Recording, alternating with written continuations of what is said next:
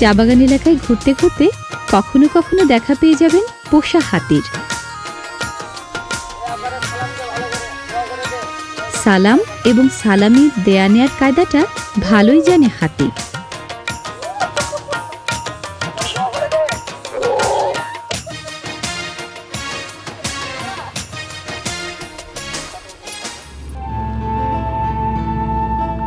শ্রীমঙ্গলের অন্যতম অর্থকরী ফসল লেবু। কাগজি লেবু হয় অল্প স্বল্প, ফলনটা বেশি পাতি লেবুর। একে তো এই অঞ্চলে বৃষ্টিপাতটা বেশি, তার উপর পাহাড়ি এলাকা, লেবু গাছ তাই অনেক। গাছগুলোতে লেবুও ফলে প্রচুর পরিমাণে।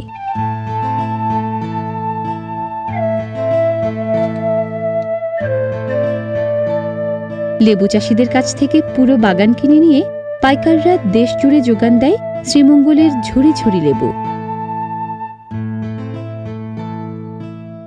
আর্টোকার্পাস হেটেরোফিলাস, হ্যাঁ কাঁঠাল, জাতীয় ফল কাঁঠালেরও বারবারন্ত ফলন শ্রীমঙ্গলে। পাহাড়ি এলাকার আনারস চাষেও এগিয়ে আছে শ্রীমঙ্গল। অর্থকরী ফলফলাদি স্থানীয় অনেকেরই জীবিকার উৎস। মধুমাসে তাই ফলবাহী ঠেলাগাড়ির নিত্য চলাচল শ্রীমঙ্গলের পথে পথে।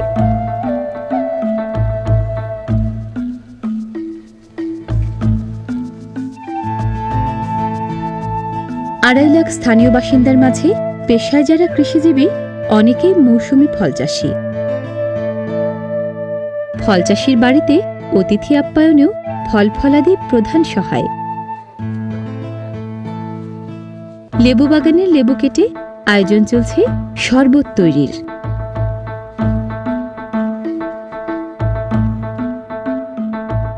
এখানকার লেবু আকারে বড়, রসও বেশি।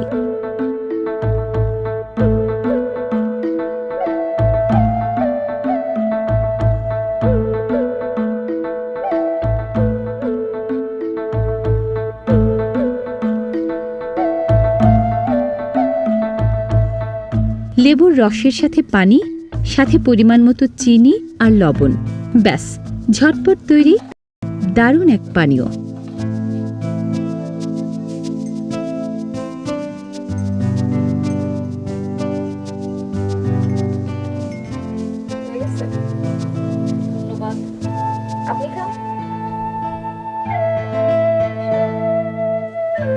অনেক মজা, একদম তাজা লেবুর রস।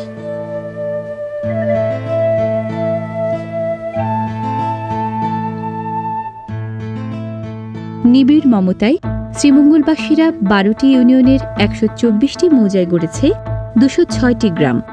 কোনোটায় বাঙালির বসত, কোনোটায় নৃগোষ্ঠীর নিবাস।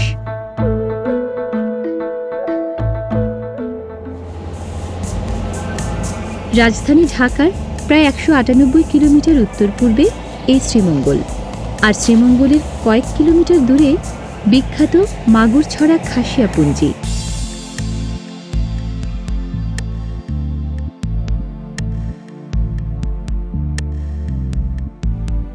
আমরা বলি গ্রাম, খাসিয়ারা বলে পুঞ্জি। অন্য সম্প্রদায়ের ধরাছোঁয়ার বাইরে ওরা পুঞ্জীভূত ঘরবসত গড়ে নিজস্ব সীমানা ও সাংস্কৃতিক বলয়ের মাঝে, তাই হয়তো গ্রামের নাম পুঞ্জি। মাটি কেটে বানানো ধাপে ধাপে উঠেছে টিলার গা বেয়ে। অনেকটা উপরে উঠলে তবেই খাসিয়াদের ঘরবাড়ি। মাগুরছড়ার এই পুঞ্জিতে খাসিয়ারা আছে প্রায় 75 বছর ধরে। ধারণা করা হয় প্রায় 500 বছর আগে ওদের পূর্বপুরুষরা বাংলাদেশে বসত গড়েছিল আসাম থেকে এসে। তারও আগে ওদের আদিনিবাস ছিল তিব্বতে। আমরা এসেছি ডিমন দিদির বাড়িতে। দিদি আমাদের খাসিয়াদের দুটো ঐতিহ্যবাহী রান্না করে দেখাবেন, জাড আর সফান, তাই না দিদি? খাসিয়া ভাষায় সফান মানে কাঁঠাল। সফানের তরকারি রাঁধতে কাঁচা কাঁঠালের কুচি আর মাছ লাগে। কাঁঠালের কাঁটাযুক্ত ত্বক কাটলে আঠা বের হয়, সে আঠা মুছতে হয় পাতা দিয়ে। ওদের ধারণা পানিতে ধুলে পুষ্টিগুণ চলে যায়, তাই পরিষ্কারের কাজটা ওরা করে পানিতে ধোয়ার বদলে পাতা দিয়ে মুছে। এবার কুচি তৈরির পালা। যেভাবে মাংসের কিমা করা হয় ঠিক সেভাবেই দা দিয়ে লাগাতার কুপিয়ে তৈরি করা হয় কাঁচা কাঁঠালের কুচি।